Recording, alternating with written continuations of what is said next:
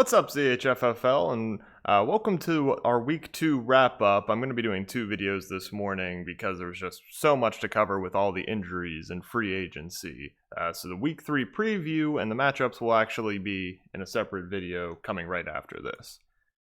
So my predictions for Week 2, I went 4-2, puts me to 7-5 on the season after an even split in Week 1. The team of the week was JD. Congratulations to the rookie. The game of the week, I pulled out just barely over Brad, pulled away kind of at the end, but it was very close as expected, and everyone was injured on every team. Everybody's hurt.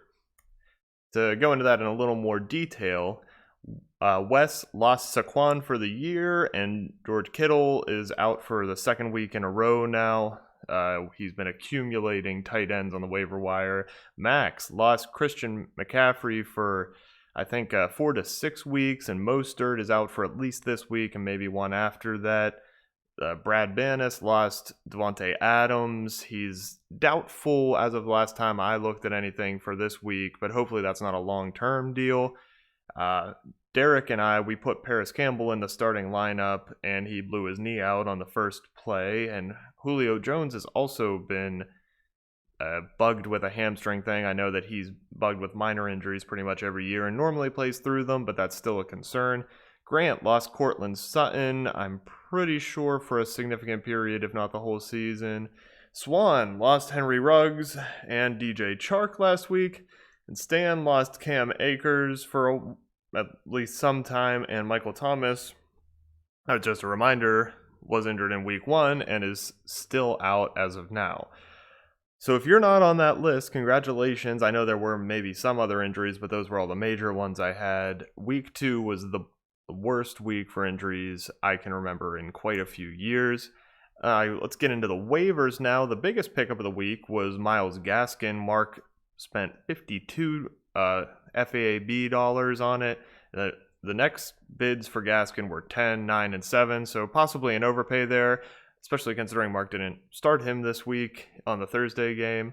But he went out and got his guy. Can't blame him for that. Next, Mike Davis was the most hotly contested pickup of the week. Grant got him at $37. Coming in at 36, I believe, was Wes. And then Max only bid 31, which is key because he's the fill-in for CMC, who Max lost, of course. Derek and I got Jerick McKinnon for $35. Max was short of that at 21. McKinnon, the likely fill-in for Mostert and Coleman, at least for this coming week, and someone else bid $9.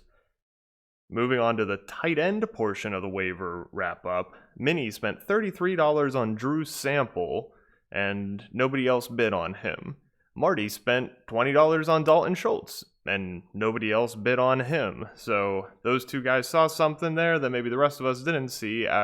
Maybe a little bit of point chasing happening as Minnie dropped Dallas Goedert, who he had just spent money on the previous week, and Wes was happy to pick up Goedert, not dissuaded by a bad scoring week. Wes picked him up on Thursday after Minnie dropped him.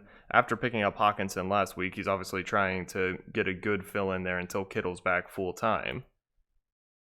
Last page of waiver wire, Marty added Dion Lewis for $20. Next highest bid was $12. Daryl Henderson had a lot of bids, but ended up falling to Swan at $12 because the people who bid more picked up somebody else and filled out their roster. And my last notable pickup of the week was that Max got Gardner Minshew for $6, started him in the Thursday game. Didn't do as well as the previous 2 weeks, but I think Minshew's going to surprise people on the season as a whole.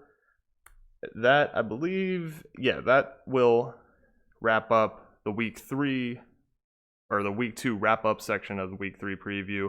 I'll be back with the matchups in another video right after this, so stay tuned. See ya.